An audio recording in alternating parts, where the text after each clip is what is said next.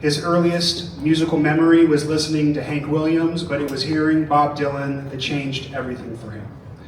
That's when music transformed from something he just enjoyed to his life's passion, and you could see it in his eyes just how impactful that moment was. How Dylan's voice and words showed him that music could be more than entertainment. It could be truth, it could be poetry and connection, all wrapped into one. From those humble beginnings, he built a career that took him far beyond Montana's borders. He toured the Pacific Northwest, sharing his music with audiences who quickly learned what we would too, that Russ was something special.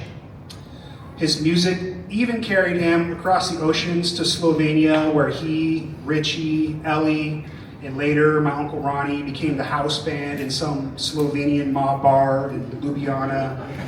And later to Japan with Ellie, where people who didn't speak his language but still understood the universal language of his guitar and his heart. But it was here in Missoula where he became a legend. Those of us who were lucky enough to catch his performances at the Top Hat in the mid-90s witnessed something truly magical. Wasted Wednesdays. Night after night, he would take the stage and create transformative moments to the college kids that they would carry throughout their lives and that people still talk about today. At some point, my senior year of high school, my dad decided it was time to take me to the Hat. I was 16 or 17 and I had absolutely no business being in the bar. But because I was Russ's son, the bar was almost my second home, whether it was the Top Hat or prior to that, Luke's for the real old school heads. We'd show up, he'd pass me his guitar to carry in and tell Phil, who was working the door, he's with me. Phil would just nod and let me in. Phil knew I was clearly underage, but it was hard to tell my dad no. I would hide out backstage till the crowd filled in, and I didn't totally stand out, but once it did, I would make my way into the sea of college kids, where Carmen or April would bring me all the cheap beer I could drink at my young age. Once the word got out around Hellgate that I had it in to get into the Top Hat, of course, I had a bunch of my friends wanting to tag along. Lyle and Keith became my sidekicks as we spent many more Wednesdays hanging with college girls till the early morning hours. And I actually ran into my high school English teacher, Mr. Gadbo, there more than once, on a school night, mind you, and he would just nod, say hello, tell me my dad sounded great. And that was the power of my pops. He wasn't just widely loved and respected in the Missoula music community, he was probably considered the best in town, and that's saying a lot in a city with as much musical talent as we have here. Growing up with him as a single father to myself and my two brothers wasn't always easy. We didn't have a lot, but we didn't need a lot. We always got a new skateboard for Christmas, a yellow cake with chocolate frosting for our birthdays, or some money for the fair in the summertime. My dad sacrificed a lot over the years raising my brothers and I. As we grew into young men and we couldn't share rooms anymore, my dad slept on the couch for years, and I never once remembered hearing him complain. He wasn't exactly an early riser, so he made sure to teach us how to fry an egg or make pancakes so we could feed ourselves before heading off to school in the morning. He taught us a lot of things: how to be self-sufficient, how to be men, and most importantly, he showed us the difference between right and wrong. He had a moral compass that never wavered and a way of explaining such complex issues that such clarity, even as children, we understood. Though he identified as a Lutheran, we never went to church. His true cathedral was the stage in small honky-tonks scattered across the Northwest, and was also often the outdoors, particularly the Sweetgrass Hills, the Marias River Bottom, or the lakes and streams of Minnesota, where for 20 years we made our pilgrimage every May to fish. Those fishing trips were something special to us. We always looked forward to spending that week together with Uncle Steve and Chris, visiting our cousins and Grandma Norma. I can see him now standing at the edge of the lake, rod in hand, with that peaceful look on his face that only came when he was either playing music or waiting for the walleye to bite, or at least until the local Minnesota hunyucker would move in right next to him and cast in the same slow back eddy that my dad had been working for the last hour. He wasn't exactly patient. If the bite wasn't happening shortly after we got to the spot, he'd say something like, "Let's move." Usually right when Steve was changing a lure, or when Chris and I were getting ready to hunker in for the golden hour. You know, my dad wasn't perfect. Nobody is. He could be as stubborn as a mule, and when he thought he was right, which was almost always, if he said something that he didn't agree with, he would just reply, "Wrong." The first winter after I finally moved out of Missoula, I was bouncing around Northern California and Humboldt and Portland and Seattle. I came home from Christmas that first season after working on a pot farm in Humboldt County, and I brought the good stuff, some Master Kush that my friends were growing at the time, that they would sell to somebody who would then take it to Los Angeles and sell it to Snoop Dogg. That's a true story. So I came home from Christmas, and Dad and I were hanging around the table in the kitchen, drinking beers, eating oyster stew, taking a puff, listening to music, and my dad got very, very, very high that night. And actually ended up having a stroke. Oh no! He blamed the Snoop Dogg weed. But it was a blessing in disguise, because after that stroke, he ended up taking a bunch of tests, and that's when they found out that he had a hole in his heart that probably caused the stroke, but he also had a brain aneurysm that was on the verge of popping, which led to him having heart surgery and brain surgery just a few weeks apart. He ended up playing a gig at the Union Club about a month after finishing both surgeries, because the honky-tonk man's gotta work. I found this out years later, but when he was having his brain surgery, he was laying on the operating table. He already had his head shaved, and they had already given him whatever drugs they use to sedate you. And a friend of mine happened to be the nurse on duty. And she looks down and she says, "Wow, this is Russ Nassett." And my dad, who had already been given whatever drug to calm you down or sleep or whatever, the surgeon who was about to cut my dad's head open, the old school way, says, "So, is this guy famous or something?" The nurse says, "Yeah, he's kind of a big deal around here. He's a famous musician in town." The doctor says, "Well, what's he sound like?" The nurse says, "Well, he kind of sounds like Johnny Cash or something." Then the doctor says, "Well, Johnny Cash sucks." And my dad sits up on the operating table, out of a cold sleep, turns to the doctor and says, "Wrong. Johnny Cash does not suck." And then lays back down. This actually happened. Even under the influence of heavy drugs, my dad made a point to let the guy know who was about to save his life that his music opinion was shit. But what made him special wasn't his perfection or tact, it was his unwavering presence. When he said he would be there, he was. When he promised something, he delivered. And when life got tough, when my brothers and I didn't realize it, because my dad handled his business.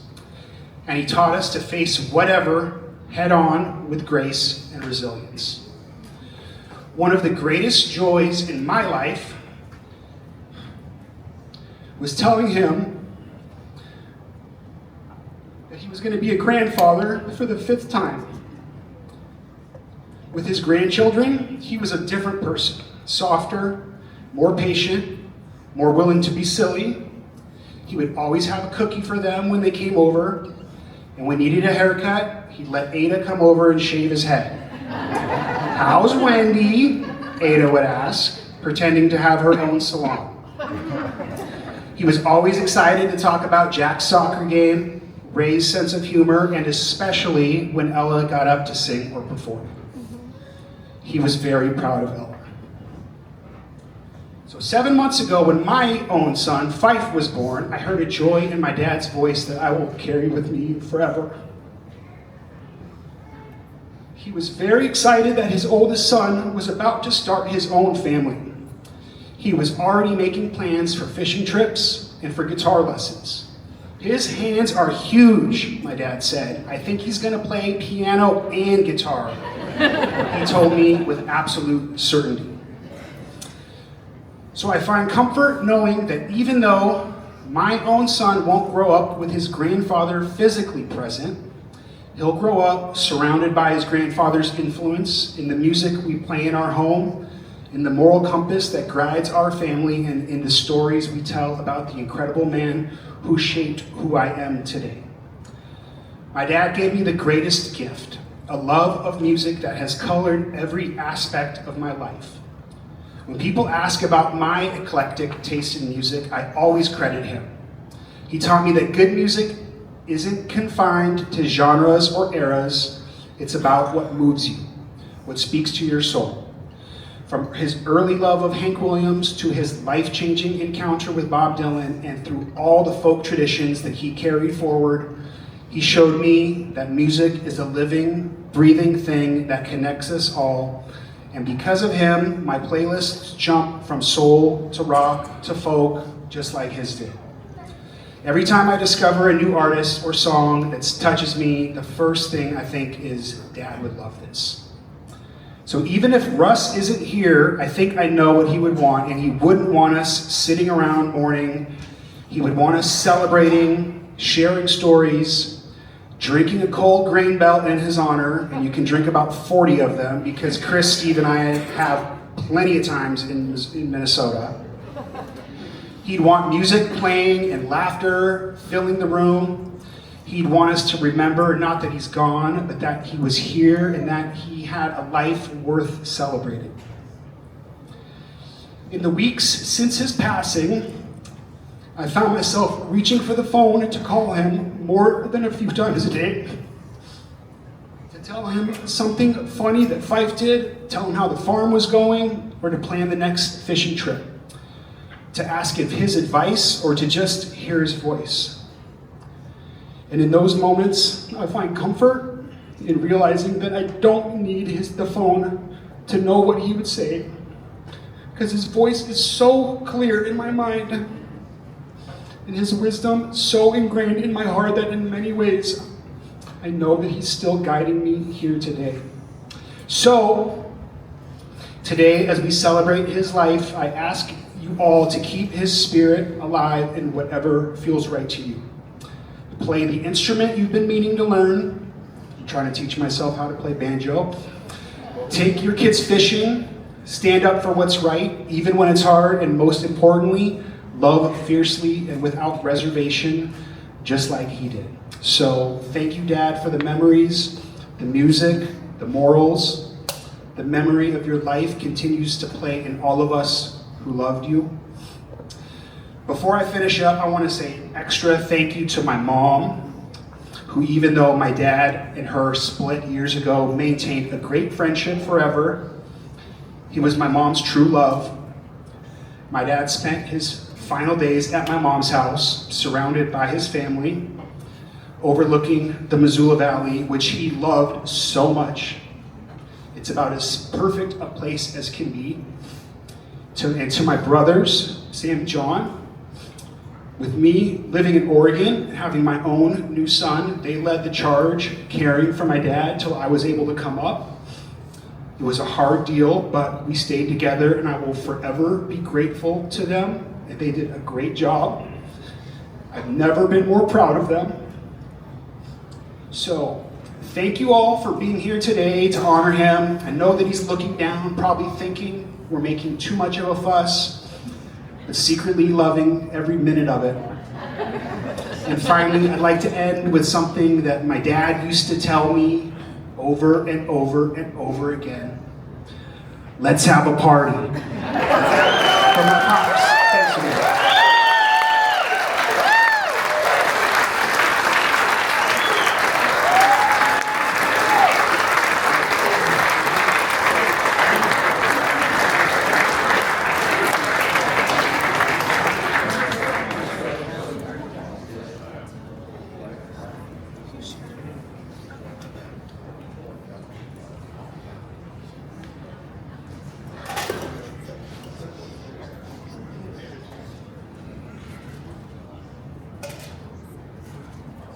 Hello, everybody. Thank you for being here. I'm Russ's brother, Steve. He would be pleased and overwhelmed to see all you folks out there. I'm going to tell you a couple little stories about Russ and I. We were very good friends. We were buddies. We had the same kind of musical tastes, which he probably greatly influenced. And I'll tell you a story about when Russ was about 11 or 12 years old.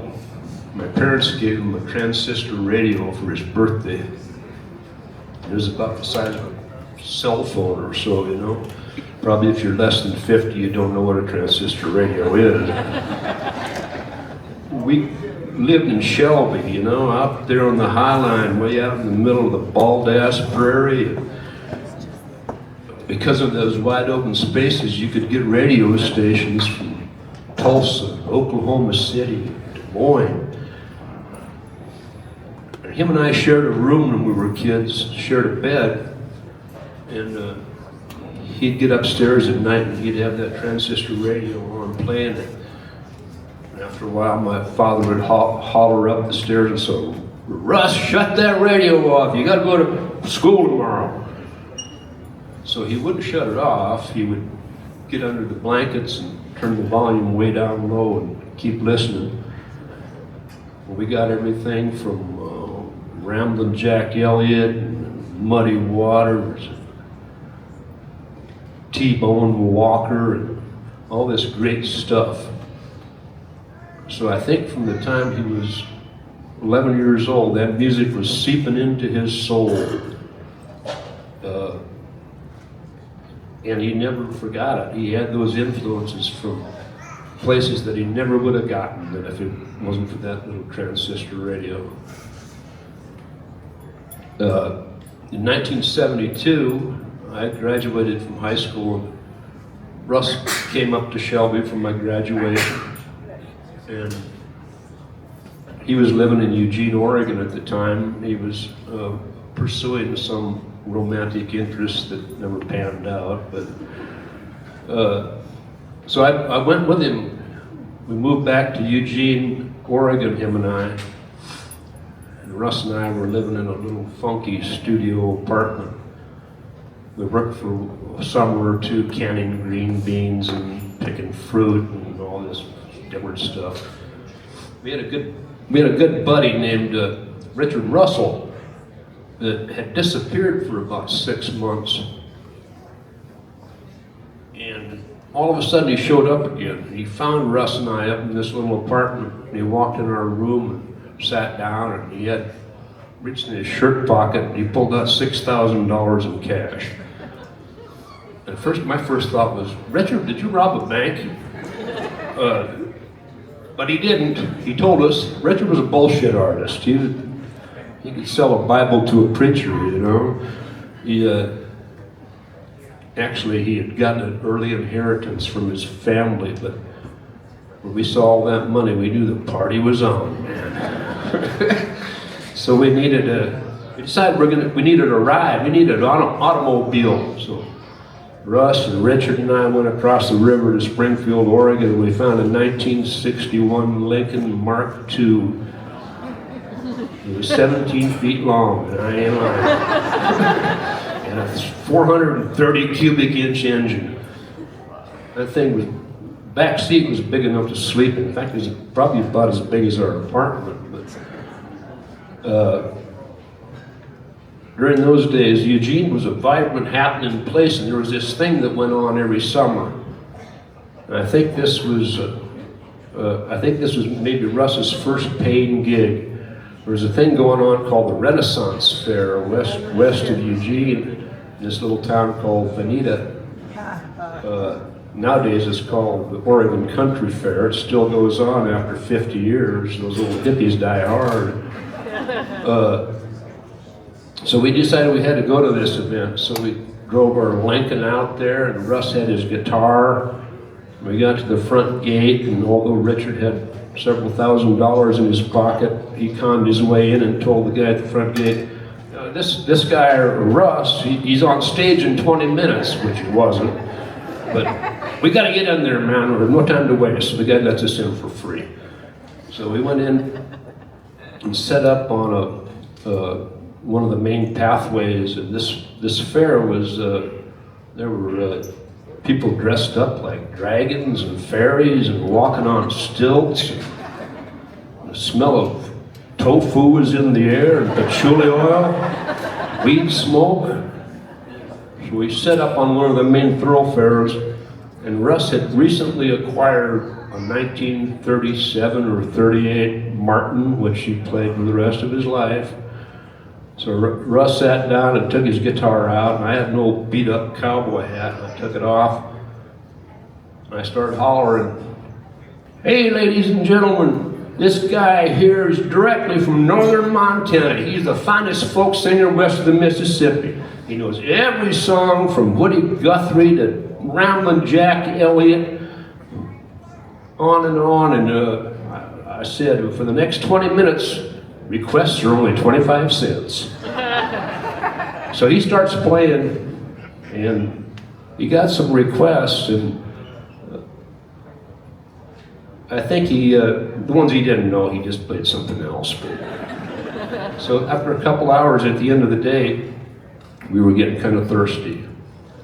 And so we packed up our gear, went back to the car, dumped all the money out of my hat and his guitar case. And I think we had $37.75 in dollars and quarters, nickels, dimes. We had about 15 bucks worth of food stamps, which came in handy.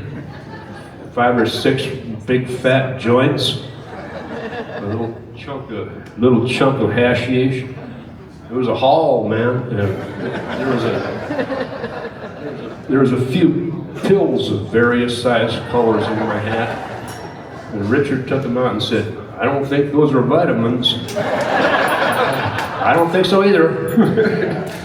Anyhow, 37 bucks was a hell of a score. I think it was Russ's first gig. And I think we partied for at least 2 days.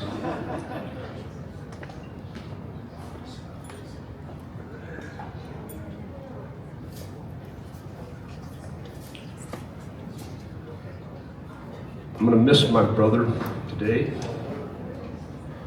and tomorrow and for the rest of my life. Him and I were good friends.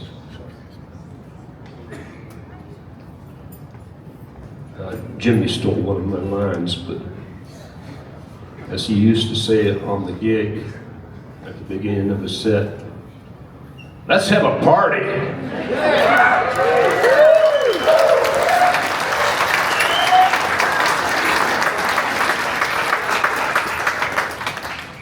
I'm going to steal a line from the great songwriter Robbie Robertson and say, "Russ, I hope you took your harp and went high on a hill.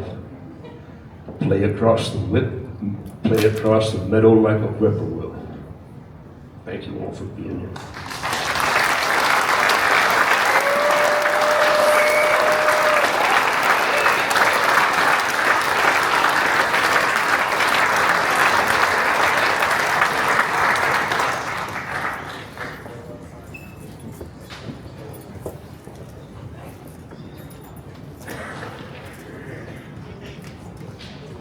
All right, so we've got about 20 minutes till we're gonna get the music started. If there's anybody else that would like to get up, if they have anything they'd like to say or a story to share, now would be the time. I would just ask that you come over to these stairs over here and use this microphone, because this is the hot microphone. But if anybody wants to get up and say anything, then now would be the time. Thank you. Thank you.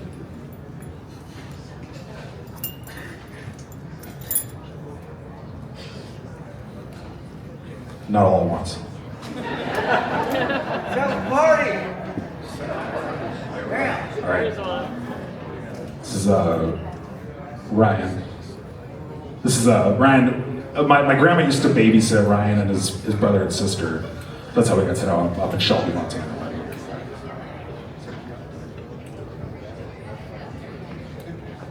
I'm gonna keep this. We live? Here we go. I'm gonna keep this short. I obviously don't have anything planned. I just want to thank all of you. I want to thank Russ, the entire Nassett family. I'm not sure which family adopted which first, with the Kellers and the Nassetts. We became fast friends very quickly through Grandma Norma, Russ, Nick, the boys. Sorry. Russ put the first guitar in my hands that I've ever held. The impact that him and the Nassetts have had on me is immeasurable. And I'm pretty sure that he's super stoked to see all of you here today, celebrating his life. Russ, we love you.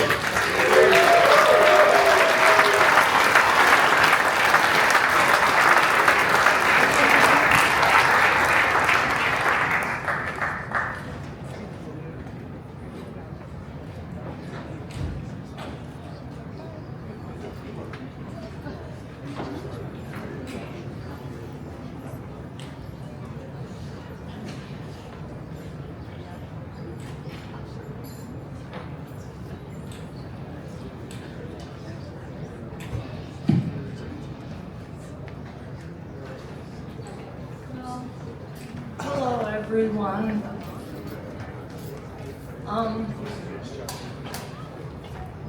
I wasn't Russ's best friend, but he was always so honest, so truthful, so sensitive. And when he and Ellie were together, one night I showed up at Ellie's, Russ was there, and I was crying and crying. And they kept asking me what was wrong. And I had had a humiliating experience playing music where I was more or less dismissed. And Russ tried to get me to tell him what had happened, but I couldn't. I was so mortified. And he just, and Ellie, both were so present, and they sat there with me, and they let me play my guitar with them. And before Russ, before I knew he was very, very ill, I had seen him play at a beer place. I can't remember the name, but that was the last time I saw him play. And when I found out he was at Village Healthcare, I started going out to see him, and he was so Russ. He was rapid fire answers. He just flat out said, "No, I don't want that shit." Lotion on his legs? Hell no. I brought a book to him, and I said, "How about if I just sit here and read this book to you?" And he said, "No, I used to read. Forget it." If I tried to hand him his water, he would say, "I can do it." Let me get it. He was a true, authentic, loving, kind person. And one day I said, you know what, Russ? I love you. And he said, I love you. And that was the best thing I've ever experienced. Thank you.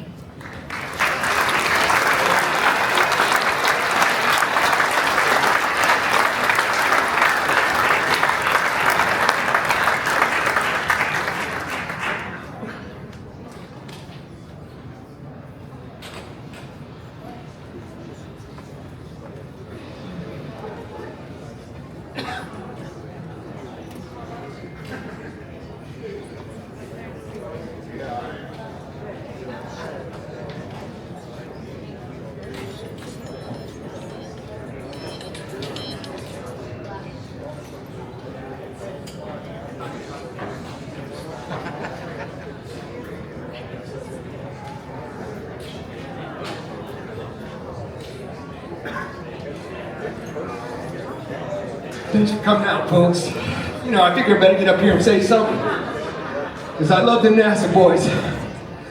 You know, I moved here in the early 90s from Wyoming, and Nassett's were some of my first good friends. Some of the good folks I knew in town, and they were really influential to my guitar playing, Russ. And I was way into metal, and I was just all about metal. And Russ wasn't into metal. He wasn't impressed. I was like, "You're all about that honky tonk." He's like, "Yeah." And I fell in love with honky tonk music, you know, and I think that the Nassett's had a lot to do with that. Even though I grew up around honky tonk my whole life. My dad's a steel guitar player. But, fuck, I think I'd be able to hold it together a little better for you folks up here. Gosh. Okay. I love you guys. All right.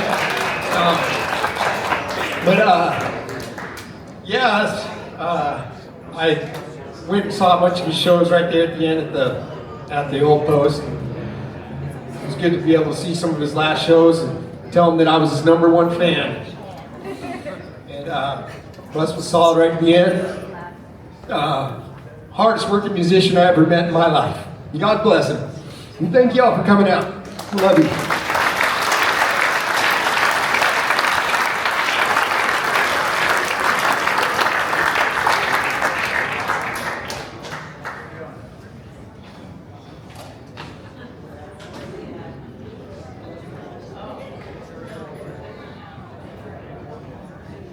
Party! Yeah, I've known Russ for so many years. Been part of my musical legacy, I guess. I played music with him way back in Oregon, and oh my gosh, it's the end of an era for me. When I first heard Gray Life, I was floored. Him and his brother wrote it, Steve, was here earlier. What an amazing experience. And boy, first time I saw Russ, he was playing with Ramblin' Rex. Oh my gosh, so many years ago. And they rocked the house so hard. I'll just never forget it, and I just can't say enough about the guy. I mean, what a great person he was. What a great musical legacy he has left.